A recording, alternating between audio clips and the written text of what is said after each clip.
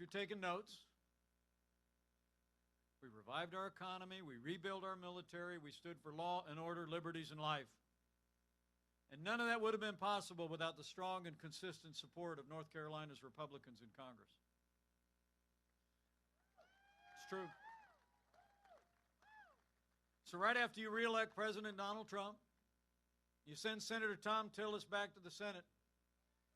We need you to send Congressman Greg Murphy to a new Republican majority on Capitol Hill and retire Nancy Pelosi once and for all.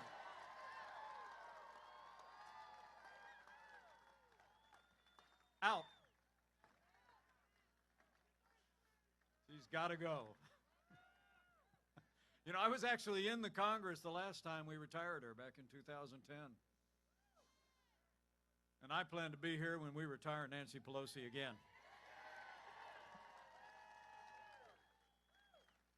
Let's get it done. You know, when you look at what we were able to accomplish with a Republican House and a Republican Senate, just in those first 2 years, there's only one way you can describe it. We made America great again.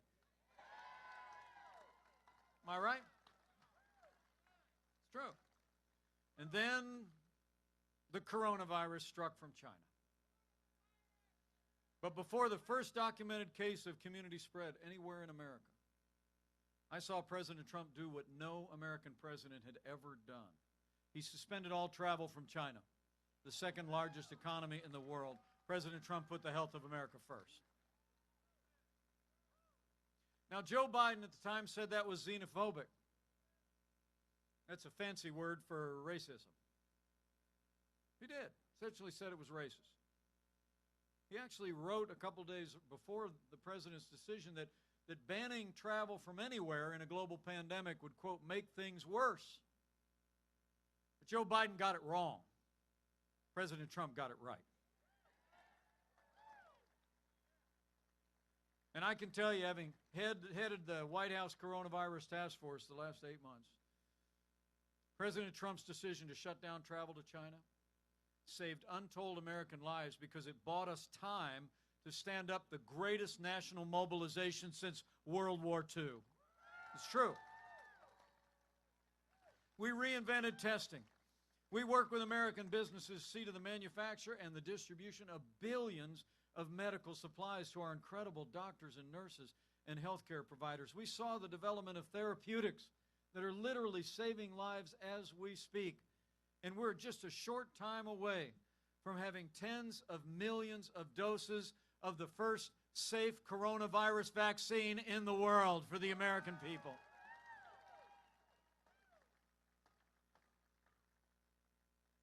And we're still going through this, men and women. We know it.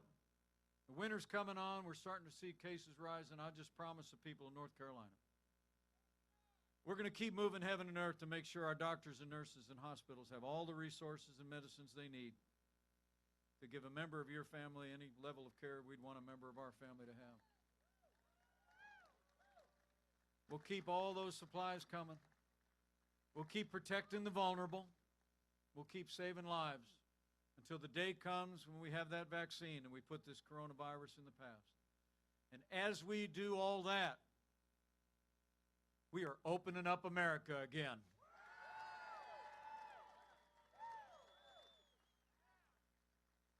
You know, it's amazing to think, it's a testament to the American people's strength and faith and resilience.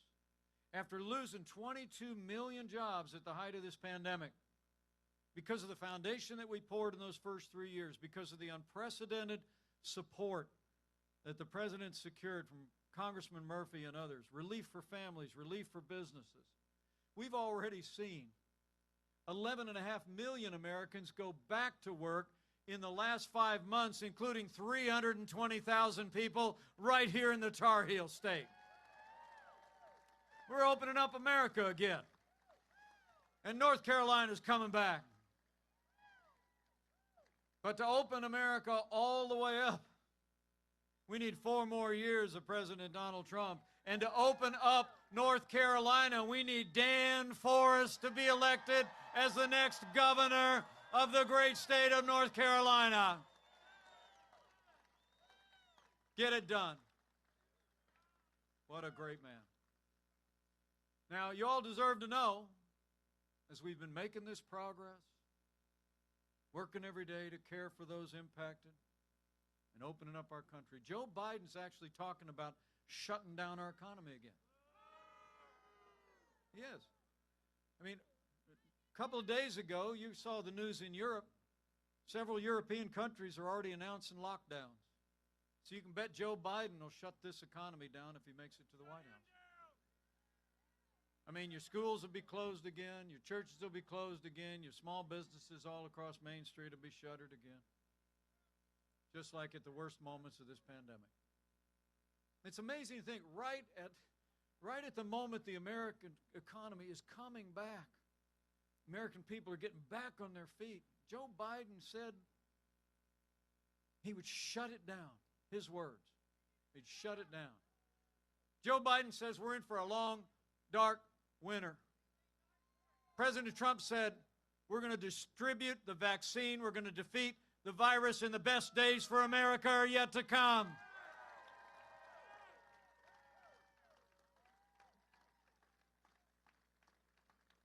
You know, the truth is the choice in this election has never been clearer. But the stakes have never been higher.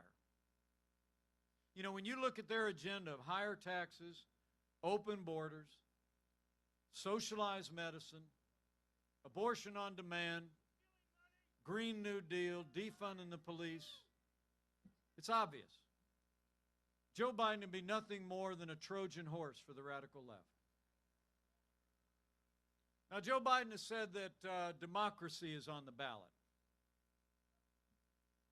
I think our economic recovery is on the ballot. I think law and order are on the ballot. But I also think there's things much more foundational to who we are as a people. You know, in this election, I think it's not going to be whether America ends up more Republican or more Democrat, more liberal or more conservative, more red or more blue. I think the choice in this election is whether America remains America.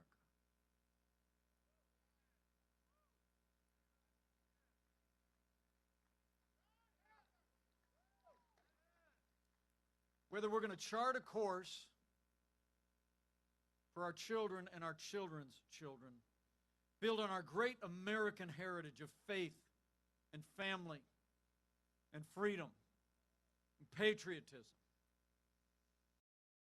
or whether we're going to let Joe Biden and the Democratic Party surrender to the radical left, shut down our economy, topple our heritage of freedom and traditional values, and set our nation on an inexorable path of socialism and American decline. So let me say to each and every one of you, with 3 days to go, for all the ideals and the values that have always made America unique, exceptional, and great among the nations, for the freedom that generations of Americans have fought to defend, we've got to decide right here and right now that Joe Biden will never be president of the United States. We're going to re-elect President Donald Trump for 4 more years.